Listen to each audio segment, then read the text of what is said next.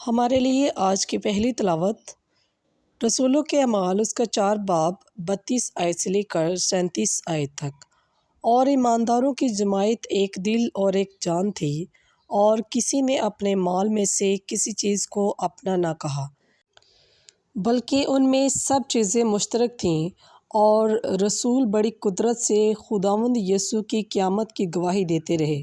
اور ان سب پر بڑا فضل تھا، کیونکہ کوئی ان میں محتاج نہ تھا، اس لیے کہ جو لوگ زمینوں یا گھروں کے مالک تھے وہ انہیں بیچتے تھے، اور بیچی ہوئی چیزوں کا دام لا کر رسولوں کے پاؤں پر رکھتے تھے، اور ہر ایک کو اس کی ضرورت کے موافق بانٹ دیا جاتا تھا۔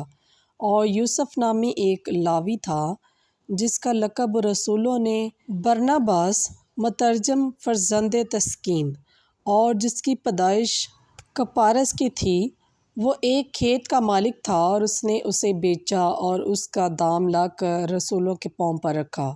پس پاک کلام کے پڑھے اور سنے جانے پر خداوند کی خاص برکت ہو۔ خداوند کا شکر ہو۔